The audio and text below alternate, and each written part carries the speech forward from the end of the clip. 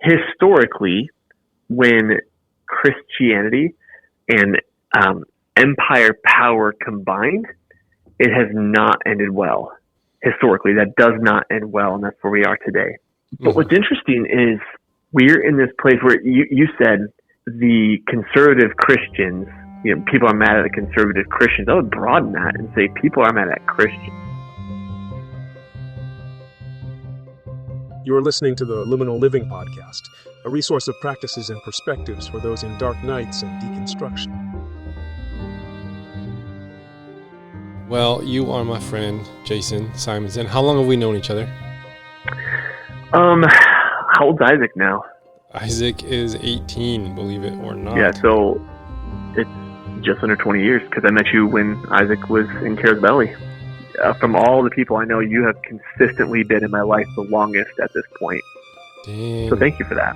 You're welcome. Well, apart from being my friend, who are you and where'd you come from? What do you do? I'm the Chief Resource Officer of New International, and we are a global mission sending agency. We have over 200 missionaries serving in over 50 countries all over the globe. And I've been here for about 7 years. We're in Southwest Florida. Okay. That's pretty cool. Now this would be a Christian organization? Yes. And how long have you been in the Christian faith? In the Christian faith? Yeah, faith.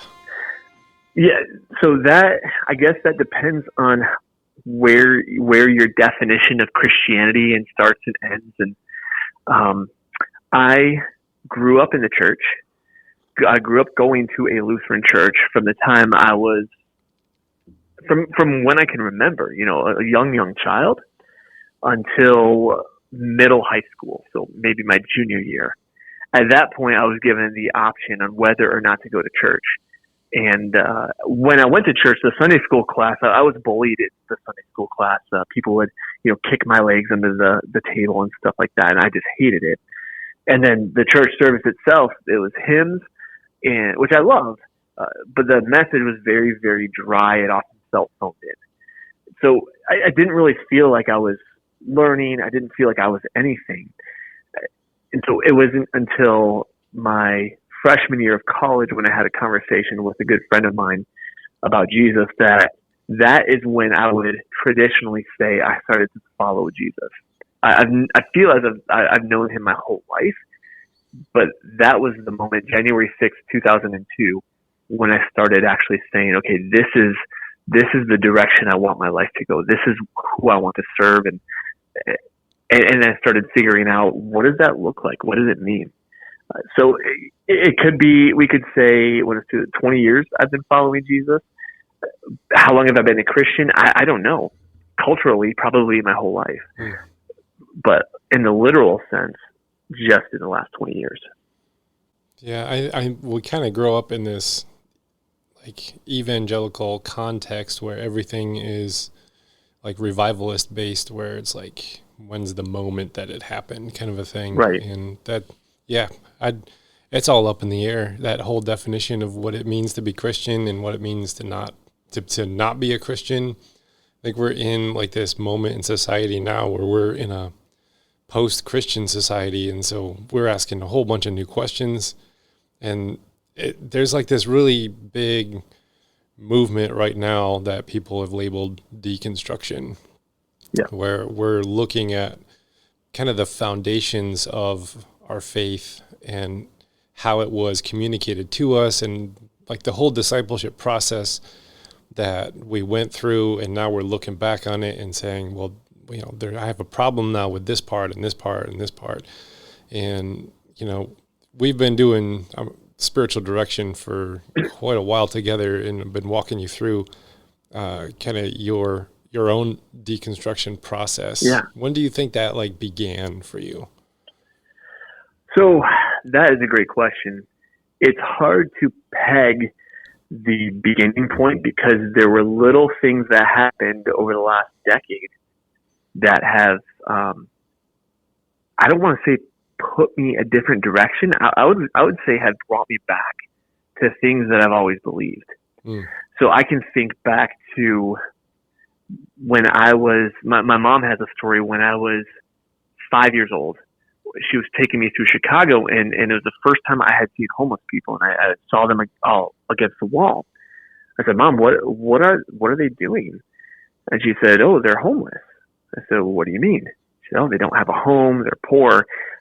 And I asked 1,000 questions about it, and to me, it didn't seem right. Like, how can people not have a home? This doesn't make sense. Fast forward to in 7th grade, I'd asked my dad for a copy of the church budget because I wanted to make sure that the church was using their money for the poor. At that point, I hadn't read the Bible. I hadn't read probably a sentence in the Bible in my entire life. But there was something there that this justice of God, this economic justice, was a part of it. Fast forward to when I had my Christian experience my freshman year of college, one of the first thoughts I had was I should leave college and go serve the poor. And then fast forward to working as a pastor in a church, being frustrated that I couldn't do anything for the poor in my community, that I had these bureaucratic constraints. And then to today, where that is what I get to do for a living is end poverty. Now, I shared that to say the beginning of my deconstruction probably happened at birth. And That's a good way I have been given different ideas of who Jesus was, that some of them made sense and some of them didn't make sense. And it's really funny. There was a YouTube video I watched in 2012 on gay marriage that opened this entire process up for me by saying one simple thing where he said, if Jim and John get married, what does that have to do with my marriage to my wife? And that there, what it did was it brought logic to this area of my life that I didn't understand. And it basically opened a door.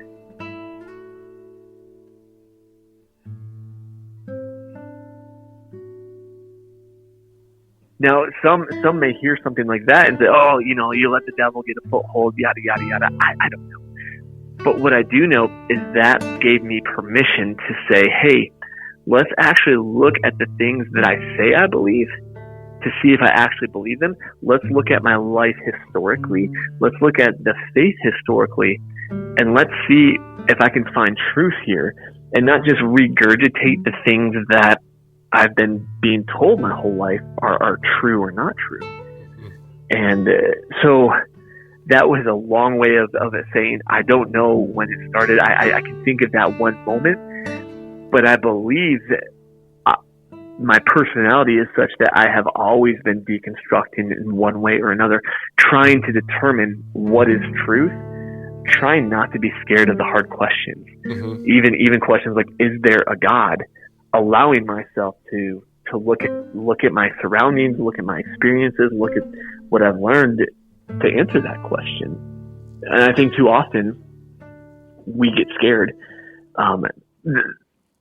Christianity has done a great job of making us fear hell and fear God so much that even the thought of questioning something puts us, we're dangled over the fires of hell. Mm-hmm. So if I'm like, oh, did this actually happen?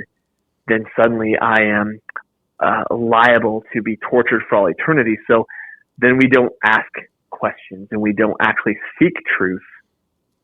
And then we get stuck. And that's where I was for a decade before I started trying to think, okay, like if this is true, it will be revealed to me. So why should I be worried about that? Yeah. If my children decide, hey, we want to know if you're our dad, I'm not scared of that question. Mm-hmm. I can show you many ways how I'm your dad. Mm-hmm. We can do DNA tests. We have all these things. Why would God be scared of me asking that question? Mm-hmm. He's smarter than I am. He's a better dad than I am. I can't see him being scared of that. So that was liberating to me to say I can actually ask questions and he'll answer them.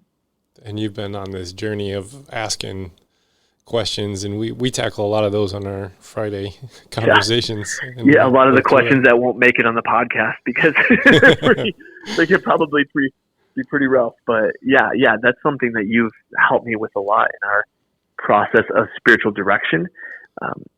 That these big questions I've had, that it's like, hey, this has never made sense to me. What do I do with this? Don't just, and taking me out of a place of just because one person at this point in my life told me this thing, therefore that has to be something I believe forever. Yeah.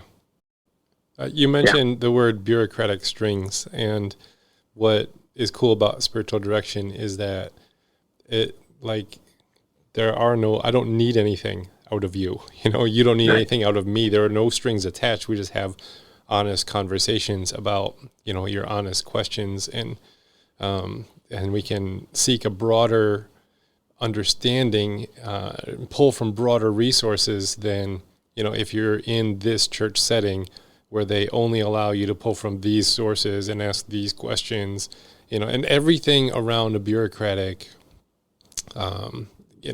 paradigm is set up so that the bureaucracy of it protects itself, and questions are a threat to the bureaucracy of something, anything. I mean, sure. Church included, government, politics, economics. You start asking the hard questions like, where does the money go? Or what do we do with this? And then all of a sudden it is threatening. And now we have this whole movement of deconstruction happening on a really broad scale. And people are asking honest questions, and the bureaucracy of, denominations and church structures are like, they're crumbling underneath the weight of so much of deconstruction. So then they, launch the counterattacks of, well, if you're a deconstructor, then you're let the devil have a foothold, or you're, right. evil, or something has happened where you're being deceived, or something along those lines. But really, it's like, oh, we've finally got honest with ourselves, really. Yeah. These are the questions we've always had. And, and there's just something freeing about asking the question that you've been afraid to ask, and then pursuing questions in truth. Yeah. Well, how do you know what's true unless you ask? How do you know the answers without the question? And I think, let me give you a little example. When I was growing up, my dad liked control over his children, and he administered that in a lot of different ways. And one way that I knew I could get him to fly off the lid is if I questioned the decision he made. If he made a decision, if he said, Jayson, do this, and I said, why? We were going to get a pop bottle against the wall, something like that. And so I share that to say, I think within the modern church, and I'm broad stroking it here, the ideas of the paradigms of control and power are ingrained in much of the organized faith that we see today. And to question something that the church is sharing could thereby be seen as questioning their authority, or they could interpret it as a question of the authority of God. And then that power struggle shifts. So I can see why there has been a dissuasion of asking questions, because if I am questioning, if the pastor says, if you wear white shoes, you are a Christian, and I say, well, I know Christians who wear black shoes, heresy.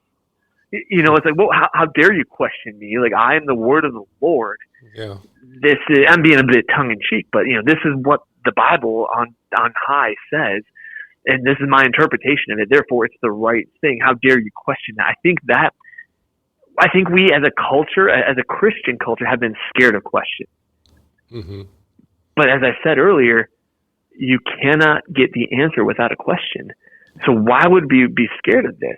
I don't think God's scared of our questions. I don't think there's a question out there that God would be like, whoa, my entire existence is now at risk because you asked this. Mm-hmm.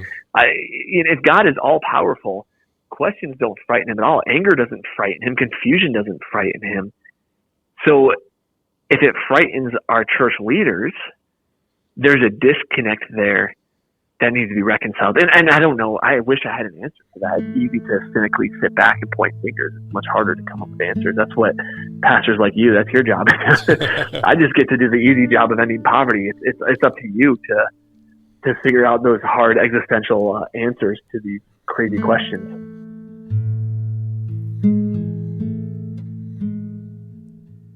Well, I mean, my answer to that question, and it is fluid, but is stay small. And because the larger a church gets, the more bureaucracy you need to add, and then the more, they call them flesh hooks. It's like, oh, I'm not allowed to say this, I'm not allowed to do this, I'm not allowed to question this.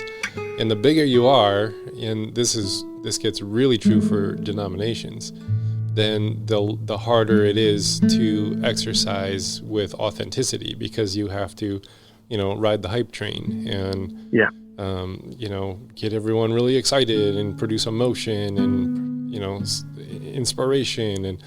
And then you have to have systems where new people come in, and then you got to recognize them. And there's all this stuff that you got to build.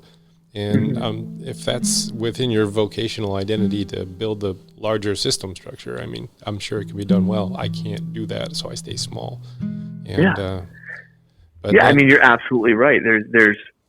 There are walls and there are barriers, and what I found interesting about bureaucracy in the church world is there are, I'm going to use air quotes, good reasons for these things to exist. You can explain it. So, for example, one of the churches I worked for, if somebody who was in need, somebody in poverty came to the church, you were allowed to help them in a very specific way one time. If they came back, you were not allowed to help them. And when I asked why, the reason made sense. We are not set up to provide continued care for the homeless. Mm-hmm. And so it's like, oh yeah, no, that makes perfect sense. And then there's also that little bit of, okay, I can take this backpack of burden off with it too, because, it's not my job. It's not in my lane. Someone else can deal with this, which I don't know how many times Jesus said, this isn't my problem. Someone else can deal with this. But, we said that as a church.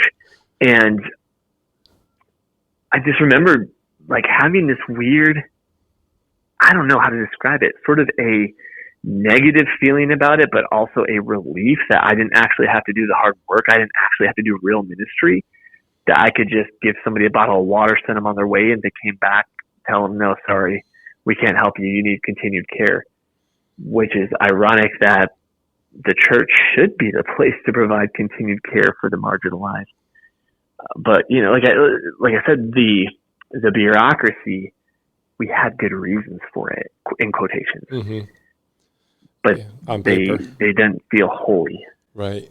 And that, I mean, the church in like the Western culture as we know it is set up to do the Sunday experience, and we got to make Sunday happen, and we need volunteers for Sunday, and we got to make Sunday, like all of our eggs are in the Sunday morning basket, and getting people there, serving, excited, inspired, and left thinking about the next thing.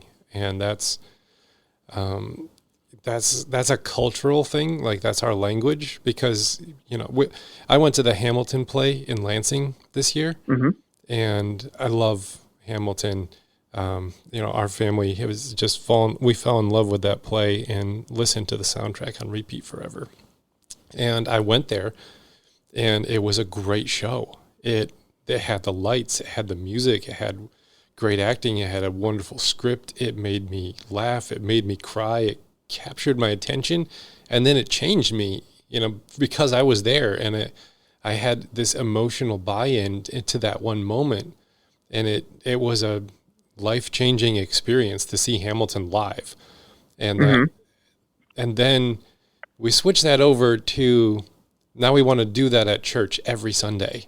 We want to give people a life-changing experience every Sunday, and we're just not equipped to do that every single Sunday. And the churches that do it well on the surface are often very abusive under the surface to the people who have to keep putting on the show and making it better than the last one. And it just makes me wonder, like, where is the exit ramp for that kind of church? And I understand that's our cultural language, and we're trying to use the cultural language to, communicate in meaningful ways to the people. People don't want to come to church and be bored, but also church has to be more than just the thing that I get my inspiration tank filled and then go off and do my life. There has to be like this communal element to it that is beneficial to the neighborhood that it's in. Mm-hmm. And that, it's harder to get that because it's, you can't script it, it's something that you have to cultivate within a neighborhood. And there's not many models to just like, well, here's how you do it. And each neighborhood is different. Each community is different. Each church is different. But putting all our eggs in the Sunday morning basket, I think that's on the way out in our culture. And I don't know what's next. But that's kind of what this podcast wants to explore is, what are the problems that we're facing in, at least from our perspectives here, and where could we go? What could it look like? And yeah. So you're into this realm of what you see is poverty and economic injustice, and that is like you've dedicated your life. And I didn't actually know about that story of you as a young boy seeing the homeless person and saying, "Oh, give me the church budget." So this has been something that is wrapped up in your vocational identity for some time now. So my next question was like, what is the problem as you see it? And I think we've been touching on this a little bit, but could you put words on, the problem as you see it with, how it relates to poverty? Like what's the problem as you see it within this church that is attacking deconstruction and authenticity and exploration?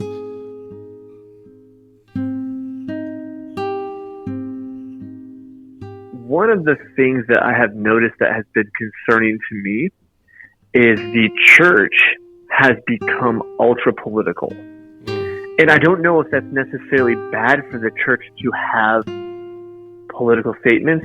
Maybe it is, maybe it isn't. I haven't really processed that.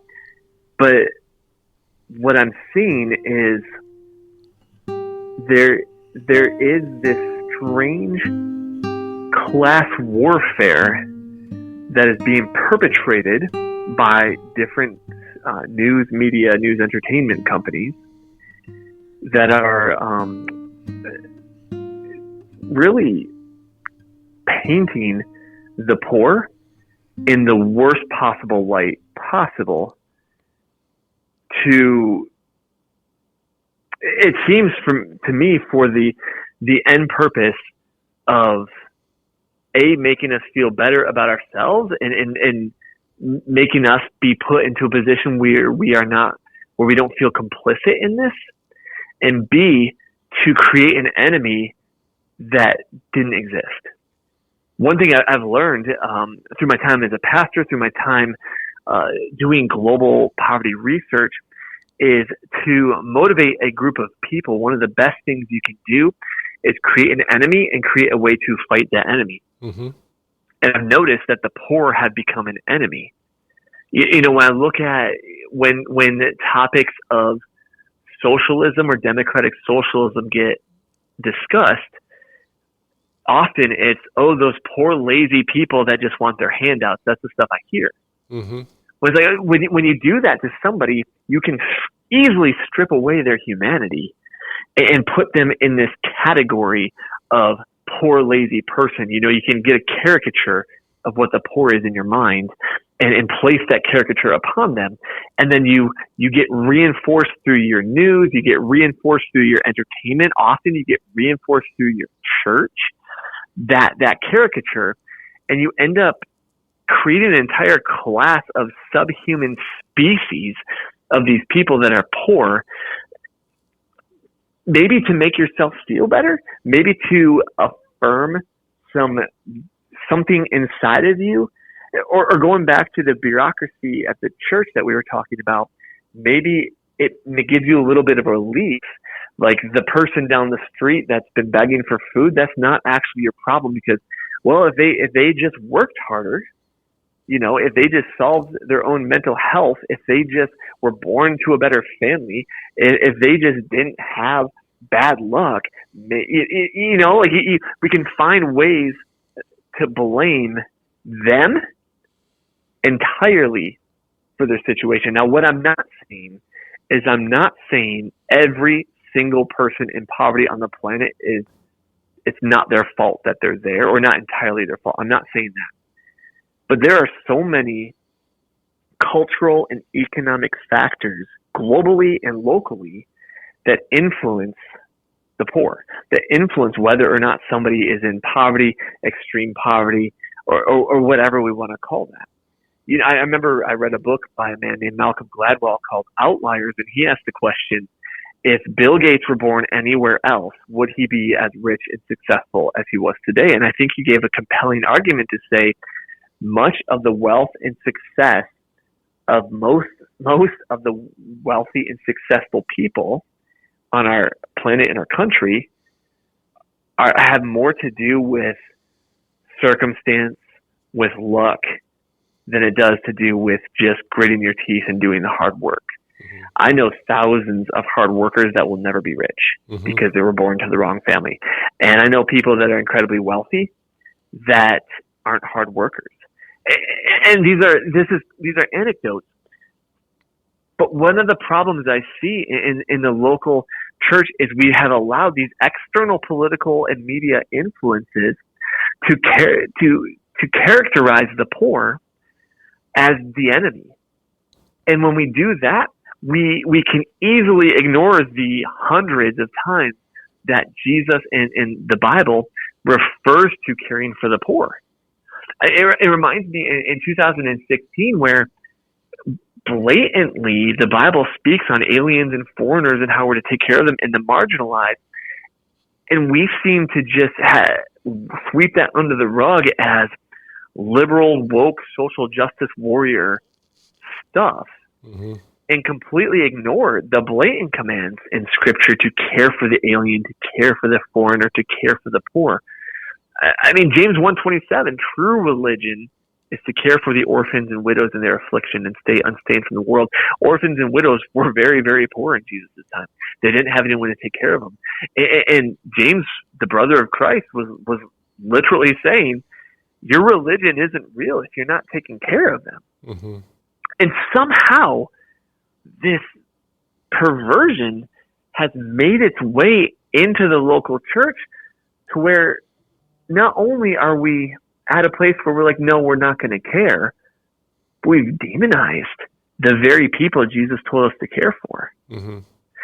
And what's crazy to me is even if we've done that, Jesus commands us to love our enemies, which in my opinion is the most profound thing ever written.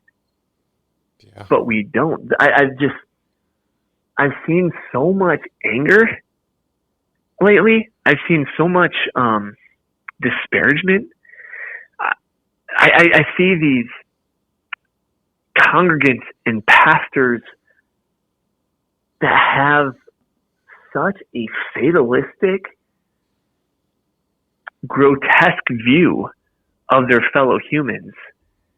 And often it has to do with class and wealth. And it blows my mind. You know, let me give you an example. I was speaking at a church and I walked into the church and they were very nice when they spoke to me, but it was a very military-based church.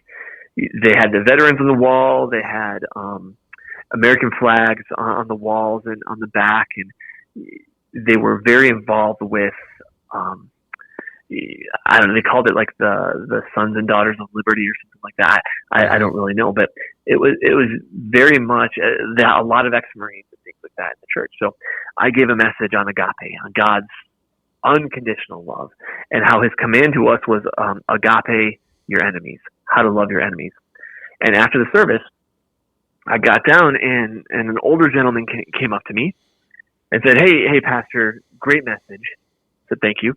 He said, but when is the time to fight back? I said, what do you mean? He said, when is the time for us to actually fight back and protect our country? And I looked at him for a second and I said, from who?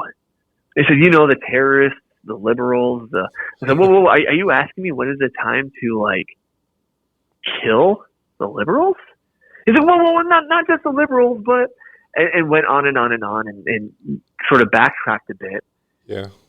And I said, you know what, man, like looking in the Bible, and when Jesus fought back, that's the time. He's like, well, no. I know that. I'm just saying, when's the, like, practically, when's the time? And then we started getting into an area of, okay, if we're going to start differentiating sola scriptura, which is what they believe, which is the Bible is the only source of truth, and then say, well, it's not practical, then we're in a whole muddy area. Mm-hmm. But it's wild to me the way the church has been expertly misled to hate the marginalized. Yeah. At least maybe on a corporate level, maybe on an individual level, I don't know. And I say this with the full knowledge that there are many people in my life that have this mentality that it's like this cognitive dissonance where they do care for the poor and they're incredibly generous, but then they'll simultaneously, in their language, hate the poor. And I don't understand it. Mm-hmm.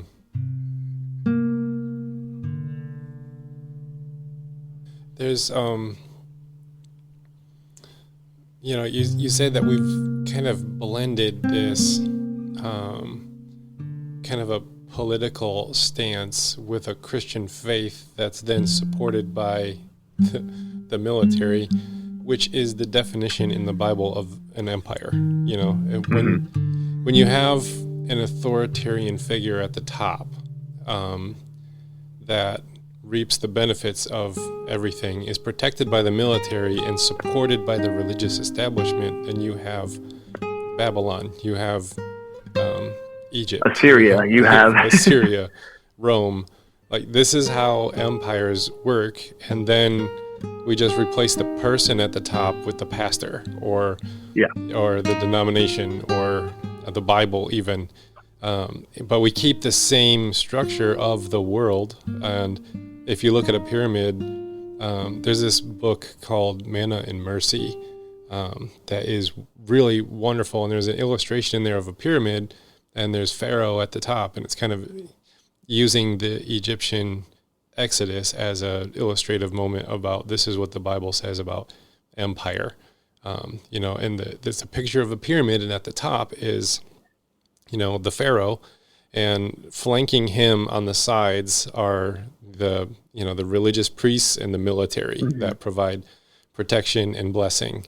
And God is reaching down and like touching the guy on the head from the clouds above. And then below him are the aristocratic things on the pyramid. And so it looks like the food pyramid, with different colors, but instead of foods, you got peoples. So you got Pharaoh, then you got the aristocrats, then you got the, your regular working class. And the very bottom, widest section of the pyramid is, the marginalized, the slaves, and the poor.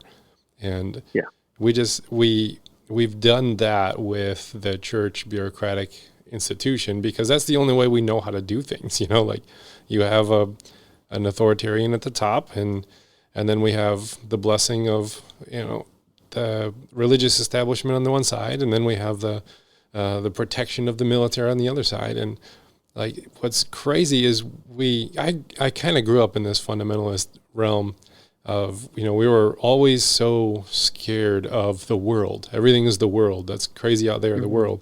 And we defined the world with, the movies you go to, the music you listen to, the clothes you wear, that whole fundamentalist, moralistic understanding.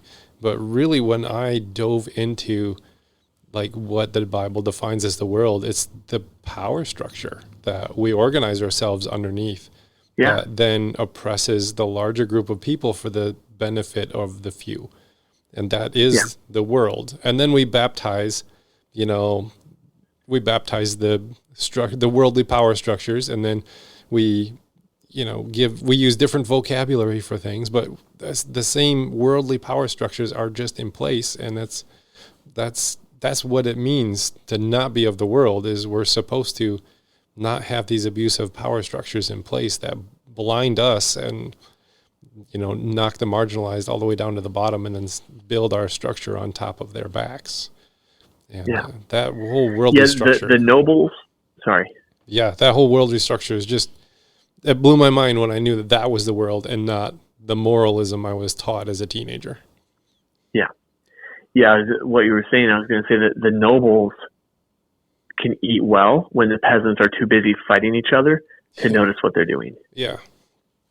And we see that in our culture, and that's bled into the church, where you have, for example, billionaires that own media conglomerates that have millionaires reporting to convince the thousandaires to hate the poor. And then, like, we are all billionaires. We're all on the same side. We're all human. But why are we allowing ourselves, especially within the church, to be manipulated in such a way? And I think it's because it does shirk responsibility. You know, if you know, the neighborhood we live in is, it's more impoverished than most places in America. It's a higher poor, higher drug usage. There's prostitution in our area, a lot of Section 8 housing, things like that.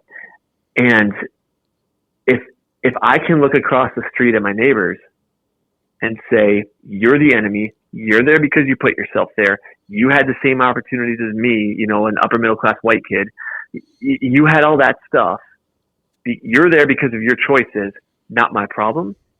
It's so much easier for me to accomplish nothing for the kingdom of God and to feel good about myself doing that. Mm-hmm. If I can look at them that way. But if I can look at them and say, you are a product of your situation, you're a product of your family, you're a product of your upbringing, you're a product of your community, which we all are. How am I, who am I to say that you had it as easy as me? Mm-hmm. I mean, I didn't have an easy childhood per se, but goodness, I look at the stuff the kids in my neighborhood have to deal with, and I had an easy childhood. You know, when my biggest worry was whether or not my part-time job was going to give me 3 extra hours so that I can go to the movies with my friends, not am I going to get jumped on the way to school? Is my mom going to be OD'd when I get home? Am I going to see my dad again? Those were never my worries. Mm-hmm. So how I don't know, how can we as a culture, a Christian culture, a culture that's supposed to have the eyes and hearts of Jesus, look at them as an enemy? You know, mm-hmm. and they don't do the things that I would want them to do. They use government help. I wouldn't want them to have to do that. Blah, blah, blah, blah. Like, it doesn't matter what I want. What matters is, can I show them the love? If Jesus were here, would Jesus be on Fox News today blasting the poor, saying they need to pull themselves up on their bootstraps, calling them snowflakes? Like, I don't see evidence that that's how Jesus would be. I think Jesus probably wouldn't be on the news. I think Jesus would probably be in the ghettos. And I mean, that just seems like the character of Christ. He'd be caring for the poor. He'd be healing them. And he'd also be telling rich folks like us, when I say rich, being relative, like the world's a very poor place. Mm-hmm. Hey, you can't follow me and your wealth. I think he'd be saying that to us, because that's what he said to the same class of people in his day. Very consistent with what he said in the Gospels there.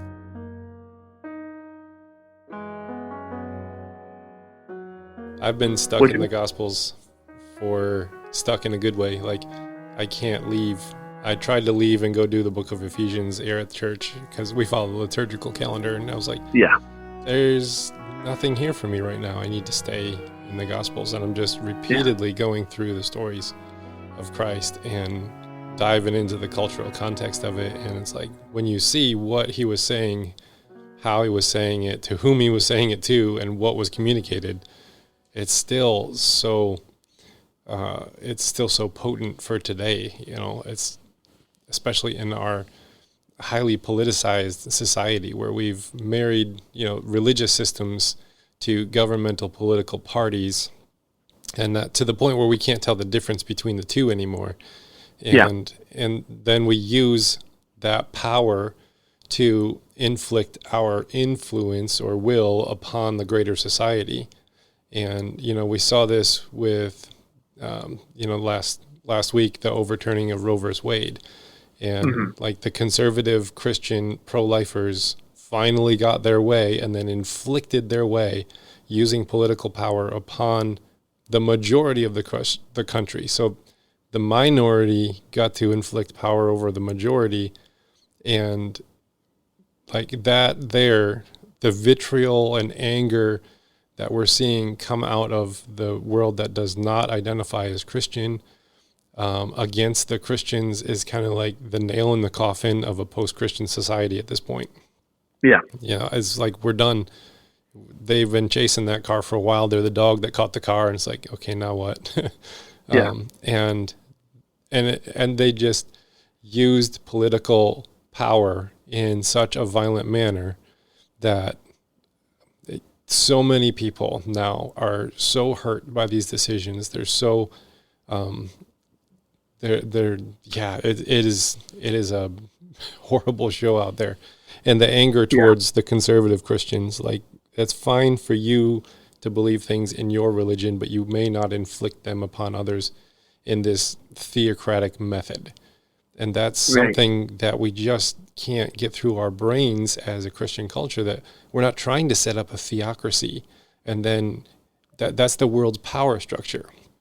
Like, we go to the bottom, we go to the grassroots, we go to the people, and we help our neighborhoods, we help our neighbors, we help the people around us. And we've been chasing this car of political power, and it's like we finally caught it, but we sold our soul to get it. And I don't have a lot of hope for the next decade for evangelical Christianity in this country, just because they got what they wanted and everyone's mad at them for it. Yeah. Well, and what's interesting is I had a couple thoughts. My first thought was, historically, when Christianity and empire power combined, it has not ended well. Historically, that does not end well, and that's where we are today. But what's interesting is we're in this place where you said the conservative Christians, people are mad at the conservative Christians. I would broaden that and say people are mad at Christians. Yeah, because they don't know they're not making the differentiation. Yeah. Because they're seeing, decisions like Roe versus Wade or the pastor in Seattle, they're seeing that as a win for Christianity. And there's this weird irony within the church where you look at scripture that says, the world will not understand you. If they hate you, it's because they first hated me. And these sorts of movements by the evangelical right are, the anger gives them validation. Yeah, that's a good point. Where it's like, of course you're angry at me. Yeah, I worked for a pastor once that his favorite thing is when he offended somebody with a message, because he said Jesus offended people. Therefore, if I'm offending people, I'm doing the right thing. Mm-hmm. I mean, I could call somebody a piece of garbage to their face and that would offend them, but that's not evidence that I'm being like Jesus. Mm-hmm. And I think the evangelical church is looking at this backlash. We've already demonized an entire marginalized class of people, and then we get a backlash from that marginalized. It's like, yeah, of course, those people are going to hate what we said. Those people, those enemies, those evil, lazy people whose skin tone might not look like mine, they're upset at me. But that's evidence that I'm doing the right thing, which is just backwards. Yeah. It's so crazy. If the marginalized all hate you, that's probably not evidence that you are acting like Jesus. The marginalized did not hate Jesus. You know who hated Jesus? The power structures, the religious power structures, the military structures of the time, mm-hmm. the political structures. They hated Jesus so much that they killed him. The poor were not in droves saying, "Please go away, Jesus."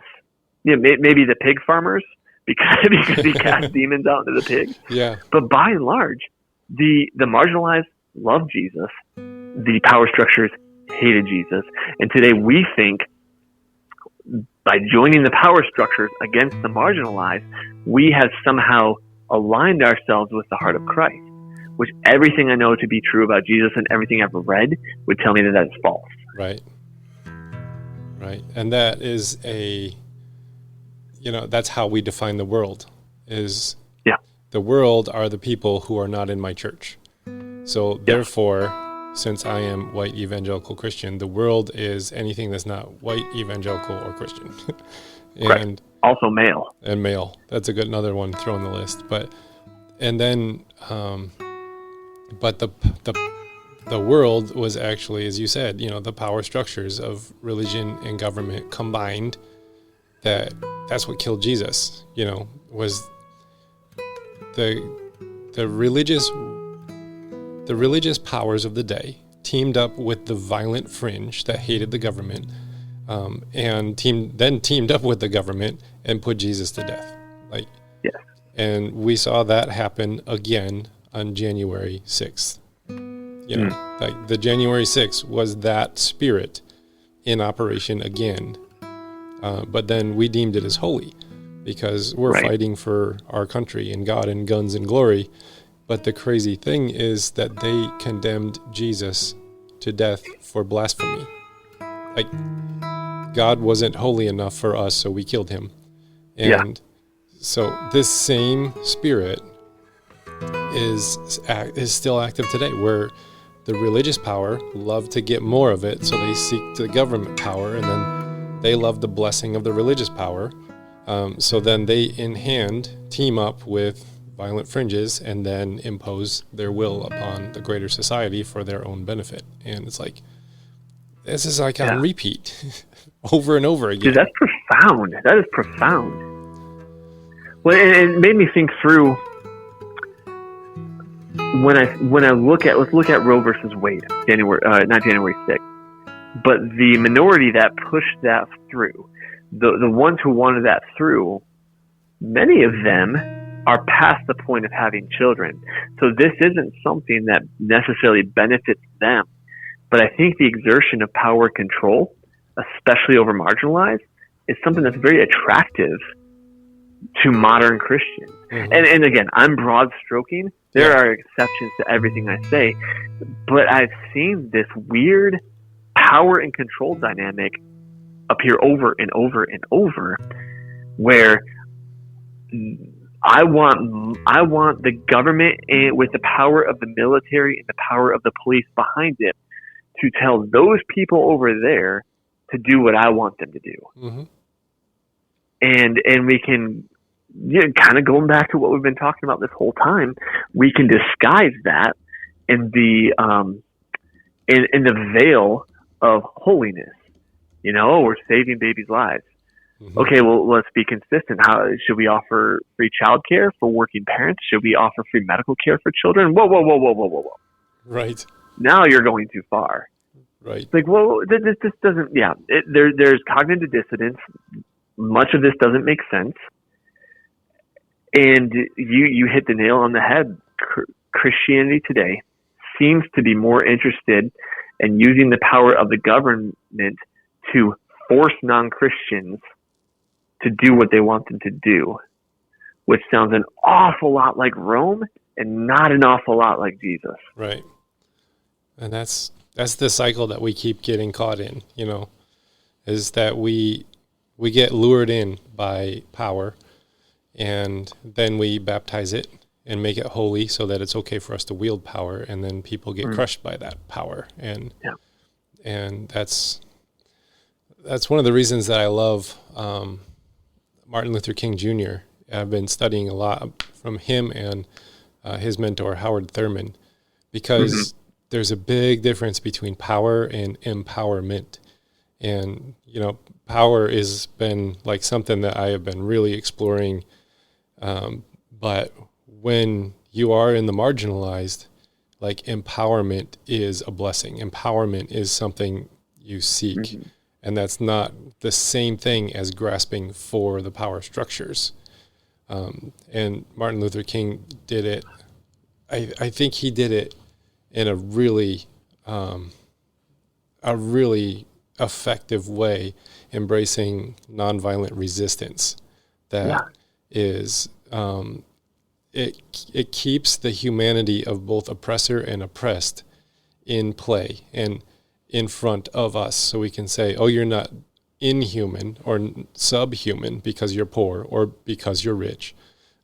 We are brothers, sisters on the playing field of humanity, and I will exercise the kind of love that Jesus showed me to do as a way of highlighting this oppression. And that is a way of like maintaining my own humanity through persecution.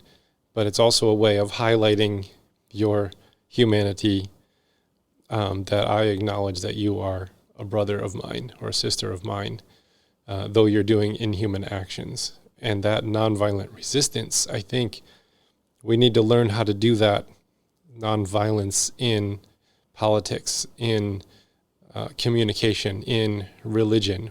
Instead of inflicting power upon people, we empower people with their own humanity to step up and live with dignity and like autonomy in a good way, where I'm not totally dependent upon government or rich people or systems in place, but I have the resources to, steer my life towards the ways that God has created me. And those, like that empowerment is totally different than just grabbing for power and then bludgeoning people over the head with it. And I'm still exploring the nuance between power and empowerment, because you don't want to preach power is bad in a way that keeps the marginalized from pursuing power at all.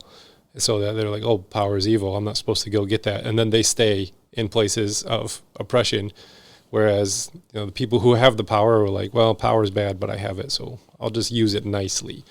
And I think the people with certain privileges and power need to be empowering the people around them in ways that help them stand up. And that's what you're doing, I think, with your with your influence in kind of the missionary culture that you're in, where you're not just trying to save souls, but you're trying to empower people in poverty with small business loans, and let's help you holistically get back on your feet.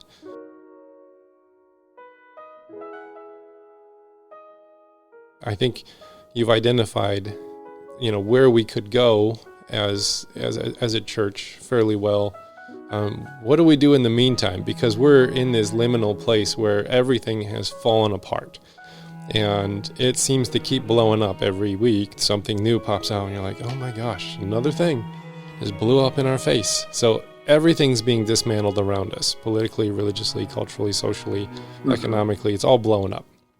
And we have this vision and a hope, like, oh, things could be better.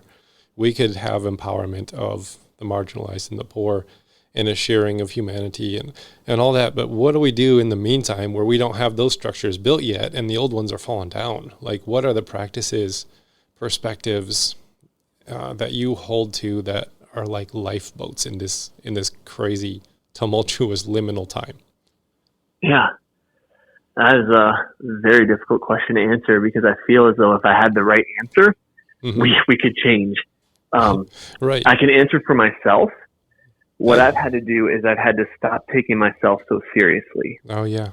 I've had to, I'm not going to call myself humble, but I've had to embrace the reality that I don't know everything, that I'm often wrong, that the things I believe today I didn't believe 10 years ago, and therefore I'm subject to change. It's like those warranties that are like, experience is subject to change. That's who I am.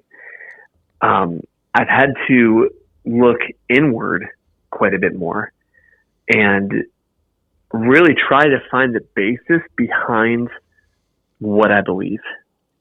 And I think something that could really help is to stay away from getting your information from either one primary source or from any source of social media. Because social media, the algorithms are designed to just give you what you want over and over and over.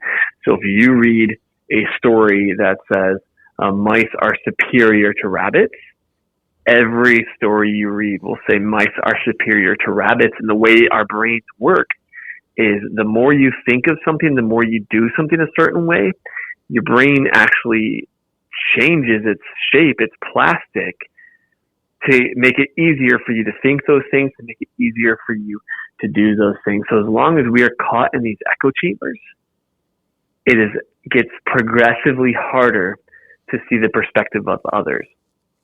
Yeah. So I think a period of withdrawal from that can, in a sense, potentially reset ourselves to actually look through the eyes of others, and then intentionally practice that. We should be practicing looking at the world through the eyes of somebody else. I notice my own bigotry towards ultra wealth based on the work that I do. Mm-hmm. And I often have to stop and say, how am I any different from the very people I'm critical of? I'm the same. Mm-hmm. So what can I do to ensure that I'm being consistent, to ensure that I'm not just regurgitating what I read on social media or what a certain news program told me to think. It's much easier to allow news media to think for us. Yeah. So I don't know. That's just, those are my unfiltered, off the cuff gut responses. I think identity is at the core of this and who we are. And we've allowed external influences to identify us in the name of Jesus, in the false name Mm-hmm. of Jesus. We've allowed these external influences to provide identity and belief into us instead of setting them aside and allowing God to speak into our lives and experiencing Him for who He is, to embrace the movement of God. We don't do that. We don't need to, because we allow pastors to tell that to us, which it's part of their job is to speak into people, but we have given them the full burden of determining who we are in God's eyes. And then we've given the media the full responsibility of shaping the way we view the world. And that's bad. Yeah. And that they're like, we've outsourced our thinking to pre-approved places.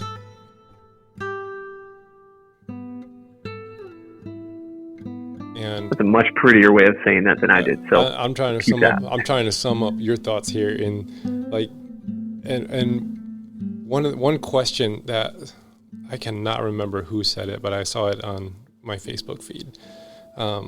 And one question they said, when you run into, an article or a meme or a story that you're just like, yes, this is it.